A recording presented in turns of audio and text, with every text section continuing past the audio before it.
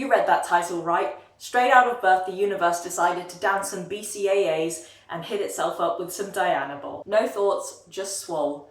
A man could dream of such gains. Jokes aside, cosmological inflation. You may have heard of it, you may have not. In fact, you've either clicked on this because you're a confused economics student who's just realised their mistake, in which case take your stupid statistics and get the heck off this channel.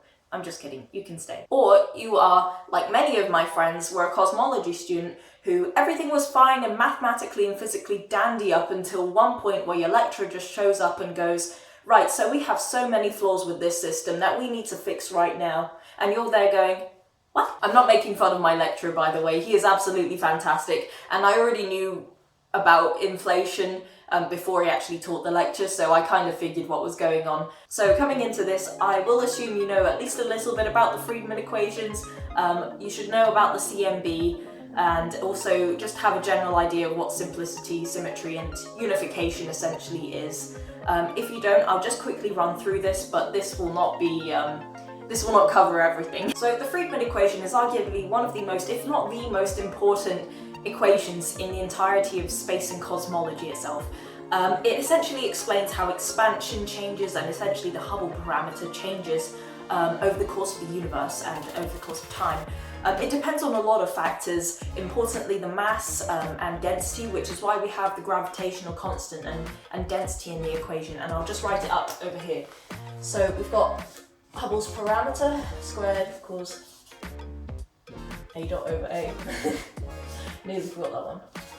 And it equals 8 pi g, which is the gravitational constant. I just realised you can barely see that. This is the Friedmann equation. It is one of the most important, if not the most important equation within space, cosmology itself. And also we do have a couple other terms such as k, the curvature term, and lambda, which we're just going to talk about right now. So relative to the actual study of astronomy, lambda is a rather new term, and it is essentially represents the dark energy in the universe. Dark energy, you can think of it as something with a negative pressure. So when you do work on this system, it will actually expand out, and that explains expansion within the universe. Gravity, so mass, galaxies, stars, whatnot, it does the opposite, it contracts. And so matter and dark energy greatly determine the fate of the universe. So if we have a positive K constant over here, I'm worried you can't actually see it, but I hope you can actually see this. So if we have a positive K constant here, it's enveloped within a negative term here. And so over time and over expansion, eventually this actual negative term will dominate the actual Hubble equation itself. If we're just going to pretend dark energy in this lambda term doesn't exist for now, this term will eventually dominate this term, and what we'll get is actually negative expansion, so contraction. And this, some people like to call the Gnabgib, or reverse Big Bang, whatnot.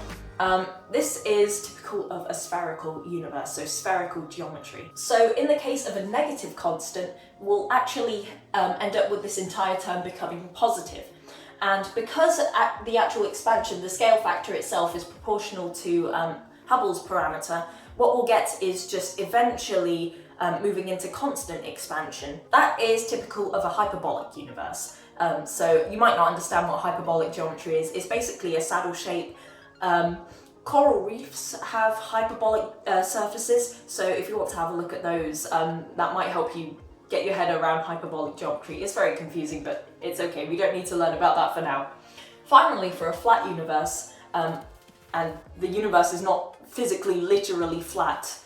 Some flat earthers have started to believe that for some reason these past few weeks, I don't get it. But for a flat universe, we'll have k equaling 0, and so this term actually just doesn't exist. So what you get is, as you expand, your density decreases, and so eventually what will happen is the expansion will slowly but never come to a halt. So if we actually draw out these universe fates over here, I hope you can, yep you can.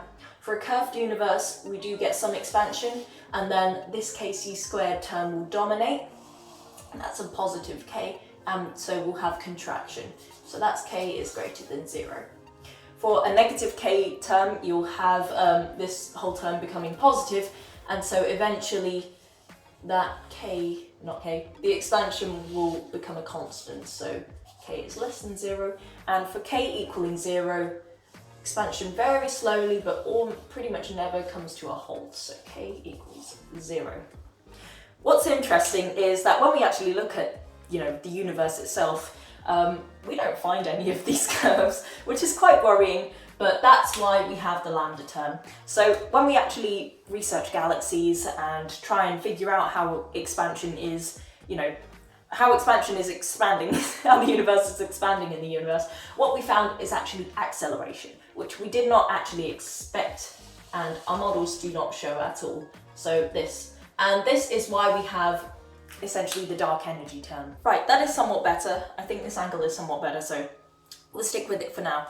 So now let's quickly run over the CMB. If we look far, far out into the edge of the universe, or the edge of the observable universe, we are essentially surrounded by a very uniform microwave radiation, which we call the cosmic microwave background, or the CMB for short. It's so uniform on large scales that it's basically a perfect black body, which is absolutely amazing. This was a time when essentially radiation dominated the universe, so that's photons, light, but also some other relativistic particles like neutrinos. And at this time, the universe was rather small and it was extremely hot. So hot to the point that you could ionize atoms, so remove the electron, and actually split up the atom itself into protons and neutrons, just sort of swimming in a sea of just fundamental particles, or well, protons and neutrons aren't fundamental, but you get the picture. And what happened was photons could not actually escape this sort of particle soup. These poor photons were essentially trapped, and it made the CMB opaque. It was when that the universe actually expanded a bit more and cooled down that atoms were able to combine, so protons and neutrons were able to form a nucleus, and then eventually electrons were able to deionize and latch onto atoms themselves and create the atom as we know it. And that was when photons were able to scatter free and just travel the universe essentially and reach our eyes. Although I say the CMB is uniform, it is somewhat mottled, as you can see. These are very small temperature fluctuations, which I know the scale, you've got really dark blue and bright vivid red, which makes you think that it was icy cold in one place and then super flaming hot in one place. It's actually just really small temperature fluctuations. It's just the color scale that's misleading you, so be careful. These mottled pieces are essentially the result of density fluctuations within that CMB, that plasma at the beginning of the universe. So when things were combined and photons were able to run free, it essentially fixed in place and created the universe as we know it. So back to inflation itself. I know we went on a tangent. So the Friedmann equation explains things hypothetically, we fixed it with a little bit of dark energy. We've got some dark matter as well, which explains the extra mass, so everything should be correct. But the truth is, it actually isn't. The first problem is that the universe is oddly flat. And I know in most lectures they do say K is the curvature constant, but in actuality it's not constant. And provided you're not a flat universe, you should get more and more curved over time. So we have a parameter called the density parameter. We write this as omega, like this. You may have seen it when you were younger as the ohm, resistance, but here it is the density parameter, and it's essentially the density of the universe that you're looking at, so our universe, divided by what we call the critical density, and that is the density you need for a flat universe. And so if you actually have a flat universe, this omega is going to equal 1. So we can actually put this into the Friedmann equation and fiddle around with it a little bit, and we get a new equation which is, let's write it over here, omega minus 1 equals K, C squared, I'm forgetting, A squared, H squared. And so if you've got a flat universe, you've got omega equaling 1, so 1 minus 1 is 0. Quick maths! And that implies that this entire term must not only be 0, but also be constant. And so the only way you can actually get that is if K equals 0 and it stays 0. That's really important. But if we have a K not equaling 0, so a spherical universe or a hyperbolic universe, things get a little bit different. You're going to have to take my word for a couple things. But what we can do is, we don't need to think about hyperbolic then spherical as separate things. What we can just say is we'll put a modulus around this omega minus 1 and also the k term. So all that matters is how far away from flat we are essentially right now. So it doesn't matter which way round we're going, we can just focus on this. So we know that expansion, the scale factor and of course Hubble's parameter does in fact change over time, and it does depend on whether the universe is matter dominated, so like today when we've got galaxies and hot dense X-ray gas that dominates the universe essentially, or when it was radiation dominated, so during the CMB era. So take my word for this, we don't want to really go through solving the Friedmann equation right now. I think that's just a little bit too much, so just take my word for it. The scale factor squared multiplied by h squared is proportional to t to the 4 over 3. That was a little mistake that I made. So scale factor is proportional to t to the 2 over 3, but because it's squared, of course, we multiply that number by 2. We've also got Hubble's constant here, which is proportional t to the minus 2. And so when you multiply these two together, you get it being proportional to t to the 2 over 3 minus 2 over 3. And because omega minus 1 has an inverse relationship with these two, we can say that omega minus 1, the modulus, is proportional to t to the 2 over 3, so positive. And that actually shows us that this omega, the density essentially, should be growing. Just quickly as well, for radiation dominated, a squared h squared follows t to the minus 2, I believe, no, forgive me, minus 1, and so omega minus 1 during the radiation era will follow just t. And so even in both cases it shows us that omega minus 1 should be growing, and so to actually account for that we need a growing modulus of k, so k should be deviating from 0 a lot more. The problem with this is that we're actually extremely flat, and undeniably flatter than we should be. I mean, the degree of how close to 0 we are is unbelievably small, and that isn't very well explained by the physics of just the Friedmann equation itself. We need something else. Another problem is that the CMB is actually very uniform, and the universe itself. So in order for everything to have actually been very equilibrated, things must have actually touched at one point in order for that equilibrium to be achieved, and so as it expands, everything should be uniform and isotropic. The problem is we can see a lot more into the universe than we should, so the universe is a lot bigger than it is older, and so essentially if you want to dial back the clocks and shrink the universe accordingly with time, nothing would have actually have come to a point. The universe is much larger than it should be in order for that to be true. And so that's a little bit odd. The universe is essentially bigger than it should be. Not only that, but the CMB has very large mottled bits, so large density fluctuations, which we don't really know where they came from essentially. These things are really important, by the way. They became structures like galaxies and planets and us, very importantly. So now it's time to introduce our friend, the Mexican hat. This is essentially an inflation field. It's not very easy to see on the camera because it actually covers itself when I show it to you like that. There you go, you can see inside over there we've got a little peak. It goes down and then it comes back up like a Mexican hat. And so what we get on the vertical is higher energy. So as we get to the top of it, we get high energy. And as we move outwards from that center, from that island, we get a strengthening inflation field essentially. So I'll just actually draw this up as a cross section. I tend not to like to use this kind of representation because people forget that not the Higgs field, or potentially the Higgs field, the inflation field is actually 3D and circular, so bear that in mind. So we've got, can you see that? Yes, you can. Here we go. Strength of field. I have problems writing, very sorry. And we've got energy over here. And so I'll just draw out this inflation field. What we should get is that, an island, and back down. It should be symmetrical. And because it's also 3D, it is, infinitely symmetric. So this is a 2D rendering of the inflation field, and the field itself can take any value along this curve, by the way. And so at the start of the universe, you've got a very high energy, and thus you've got a very strong field. So it would have been well, it would have been even more further outwards, but this is just a little bit. It would have been on the outskirts, bouncing between any of these bits. And so as the universe sort of decreases in its energy and sort of moves outwards and cools down, you'll find that the field itself will start to weaken and move towards the center a little bit more, up until a point where you get to this island over here.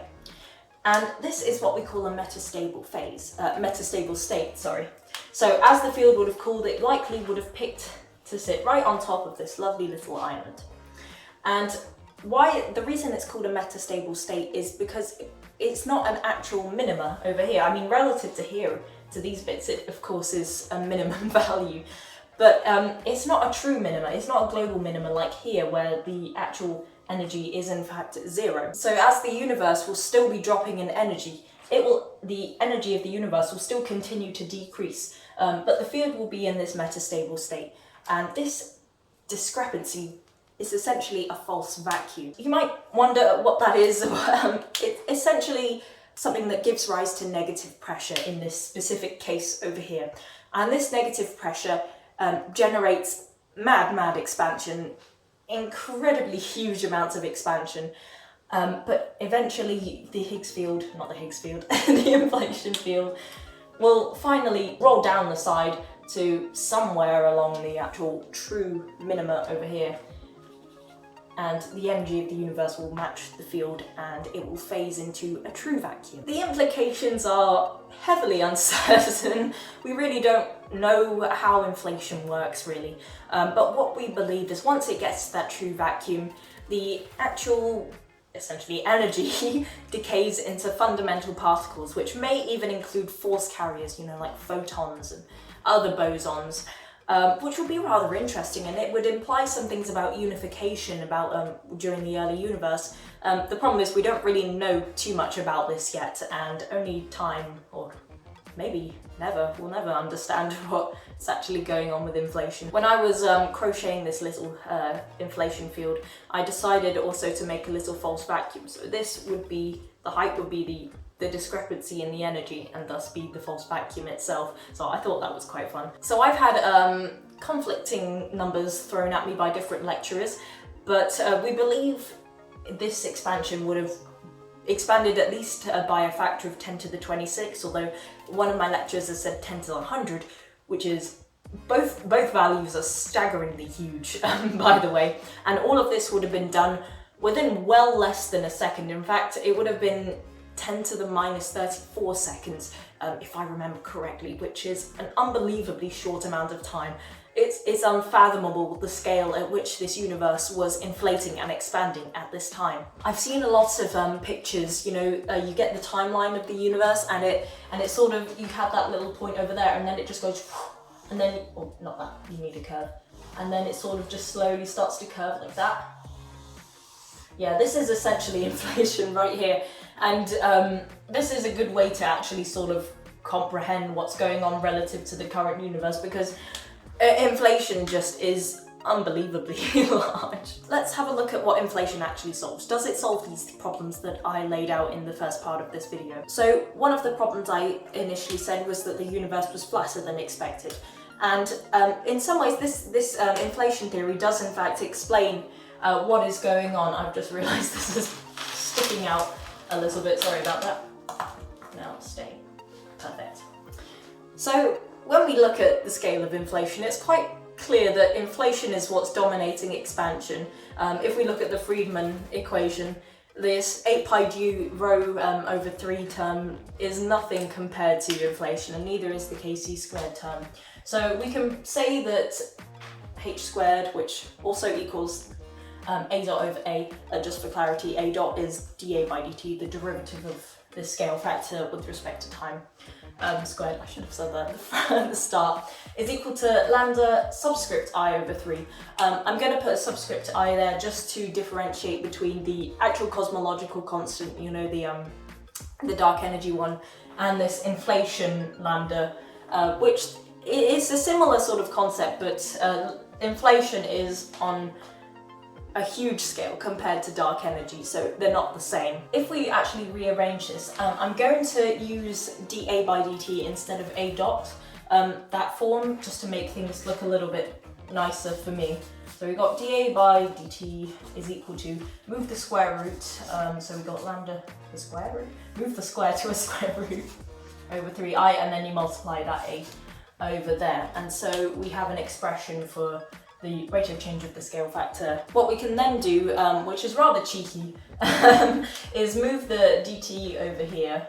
So dt, move the 1 over a over here. I don't know why we even moved it in the first place, but trust the process.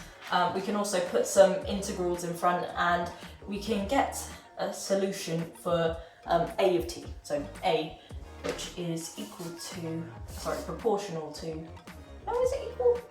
Yeah, it's proportional. E to the square root lambda I over 3t. We can also do a tiny bit of rearranging with just this little term over here. And so we've got h is equal to a dot over a. We don't need the squared term for now because we're not focusing on this bit. And we can rearrange that into, let's put you over here, a dot is equal to ah. That will become a little bit important in a second.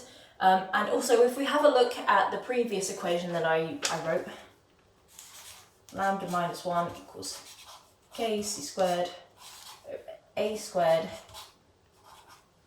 h squared. So if we know that time is of course increasing and we've got a huge amount of inflation going on, we should expect this a term, this expansion, to be humongous.